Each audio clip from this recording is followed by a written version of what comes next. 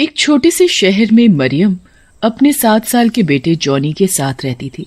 Johnny और उसकी माँ बेहद ही गरीब थे। जॉनी की माँ मरियम लोगों के कपड़े सिलकर अपना और अपने बेटे जॉनी का पेट पालती थी। एक दिन की बात है, जॉनी सड़क पर जा रहा था। तभी उसने कुछ अमीर आदमियों को देखा जो कुछ खा रहे थे। तभी एक आदमी से जब वो खाया नहीं गया तो वो उसने फेंक दिया। भगवान अमीर आदमियों को इतना सारा खाना क्यों देते हैं जिसे वो खा भी नहीं पाते और फिर उसे फेंक देते हैं, और हम गरीब को इतना भी खाना नहीं मिलता कि जिससे हमारा पेट भी भर सके।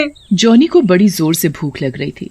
उसने सुबह से कुछ नहीं खाया था। वो जल्दी से घर गया और अपनी माँ से खाना मांगने लगा। माँ भूख लगी है, खाना दो ना। माँ रसोई में जाती है और फिर उसे खाना लाकर देती है। माँ बस इतना थोड़ा सा ही खाना, माँ इसमें तो मेरा पेट भी नहीं भरेगा। जॉनी आज इतना ही खाना है, तुझे इतने से ही खाने से काम चलाना पड़ेगा। कोई बात नहीं माँ, मैं इतने से खाने से पेट भर लूंगा। माँ तुमने क्या खाना खाया? हाँ मैं खाना खा चुकी हूँ, तू खाना खा ले। माँ आप मुझसे झूठ कैसे बोल सकती हो? मुझे पता है जब तक मैं खाना नहीं खाता तुम भी खाना नहीं खाती हो। माँ आपको भी मेरे साथ खाना खाना पड़ेगा। फिर जॉनी अपनी माँ को अपने हाथ से खाना खिलाता है और फिर वो दोनों खाना खाकर सो जाते हैं। और अगली सुबह जॉनी की माँ अपनी सिलाई मशीन लेकर लोगों के कपड़े सिलने में लगी हुई थी। क्रिसमस आने वाला है। मैं इस बार जॉनी को सुंदर सी साइकिल ला कर दूंगी। जब वो साइकिल देखेगा तो कितना खुश होगा। पर उसकी साइकिल के लिए मुझे और ज्यादा मेहनत करके लोगों के कपड़े सिलने होंगे, तभी मैं जॉनी की साइकिल के लिए पैसे इकट्ठे कर पाऊंगी। ये सोचकर जॉनी की माँ ज्यादा से ज्यादा कपड़े सिलने की कोशिश करती है। तभी एक औरत मरियम के पास आती है। मरियम, मेरे ये कुछ कपड़े हैं, इन्हें क्रिसमस से पहले सिलकर दे देना। ठीक है। फिर वो औरत मरियम को कपड़े सिलने के लिए देकर चली जाती है। इतने में ही जॉनी आ जाता है और अपनी माँ से कहता है, माँ क्रिसमस आने वाला है, कितना अच्छा लगता है ना माँ। क्रिसमस पर सब लोग नए नए कपड़े पहनते हैं और सभी लोग क्रिसमस पर पार्टी भी करते हैं। पर माँ हम तो कभी भी क्रिसमस ठीक से नहीं मना पाते। कितना अच्छा होता ना माँ कि हम भी सभी लोगों की तरह अच्छे से क्रिसमस मना पाते। हाँ बेटा, पर हमारी ऐसी किस्मत कहाँ कि हम भी और लोगों की तरह अच्छे से क्रिसमस मना पाते। अच्छा जॉनी बेटा, तुझे इस बार क्रिसमस पर कुछ चाहिए? जॉनी अपनी माँ की हालत समझता था। उसे पता था कि उसकी माँ उसे ये सब कहाँ से लाकर देगी। नहीं नहीं माँ, मुझे कुछ नहीं चाहिए, बस तुम हमेशा मेरे साथ रहो और बस मुझे कुछ नहीं चाहिए। जॉनी की माँ जॉनी को एक अच्छे से स्कूल में पढ़ाना चाहती थी, पर वो उसे पैसों की वजह से पढ़ा नहीं पाती है। वो उसे हमेशा एक बहुत बड़ा आदमी बनाने के बारे में सोचती रहती है। इसी वजह से दिन रात मेहनत करके लोगों के कपड़े सिलती। क्रिसमस पर वो जॉनी को उसकी पसंद की साइकिल देना चाहती थी, इसलिए वो उसकी साइकिल के पैसे इकट्ठे करने में लगी हुई थी। इस तरह जॉनी की माँ को काम करते करते सारा दिन हो जाता है। माँ और कितना काम करोगी? अब बस भी करो, देखो रात भी हो गई। हाँ बस थोड़ी देर और। जॉनी अपनी माँ को रात रात भर कपड़े सिलते देख बड़ा दुखी होता था। पता नहीं भगवान किसी को इतना गरीब बना देता है कि उनके पास खाने के लिए खाना तक नहीं होता और ना ही पहनने के लिए कपड़े, और किसी को इतना अमीर बना देता है कि उनके पास इतने कपड़े होते हैं कि उनसे पहने भी नहीं जाते,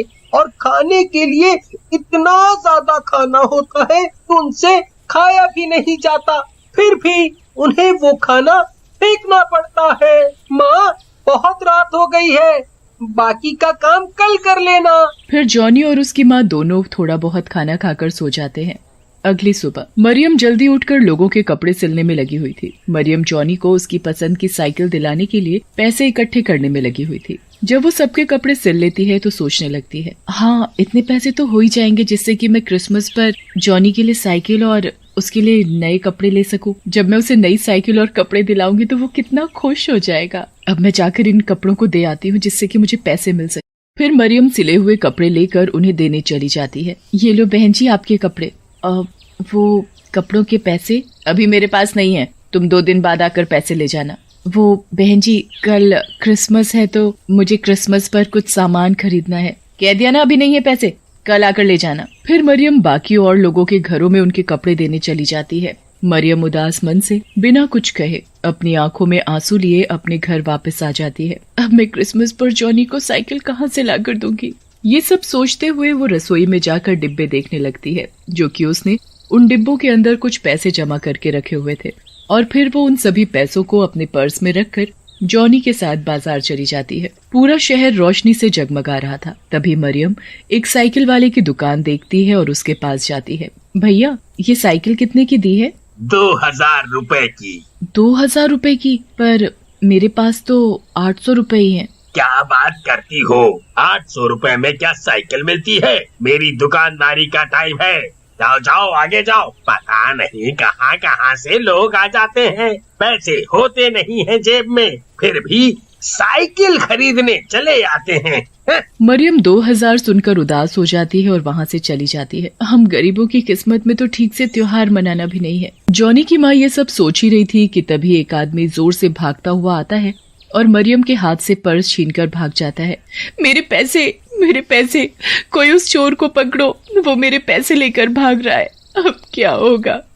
मैं घर का सामान कहाँ से लाऊंगी? हाय रे मेरे पैसे, मैंने बड़ी मुश्किल से क्रिसमस के लिए पैसे इकट्ठे किए थे, वो भी चले गए। मरियम रोते हुए वापस अपने घर की तरफ आने लगती है। तभी रास्ते में उसे एक कार दिखाई देती है जिसमें 5 साल का बच्चा बुरी तरह रो रहा था। मरियम कार के अंदर झांक कर देखती है तो हैरान हो जाती है। अरे, ये बच्चा तो बिल्कुल अकेला, और इसके माँ बाप कहाँ गए? मरियम इधर उधर चारों तरफ उस बच्चे के माँ बाप को देखती है, पर उसे वहाँ पर कोई भी दिखाई नहीं देता। तभी वो देखती है कि बच्चा रोते रोते बेहोश हो गया है। लगता है शीशा बंद होने की वजह से बेहोश हो गया है। इससे तो इस बच्चे की जान भी जा सकती है। इससे पहले कि इस बच्चे को कुछ हो, मुझे इस बच्चे को कार से बाहर निकालना होगा। तभी मरियम इधर उधर देखती है।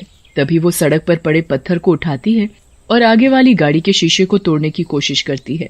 और जैसे ही कार का शीशा टूटता है तो वो पीछे की सीट पर बेहोश पड़े बच्चे को बाहर निकालती है और उसे जल्दी से डॉक्टर के पास ले जाती है। अच्छा हुआ जो तुम इसे समय से मेरे पास ले आई, नहीं तो इस बच्चे की ऑक्सीजन ना मिलने की वजह से जान भी जा सकती थी। उधर उस बच्चे के माता पिता कार का टूटा हुआ शीशा देखते हैं तो रोने लगते हैं।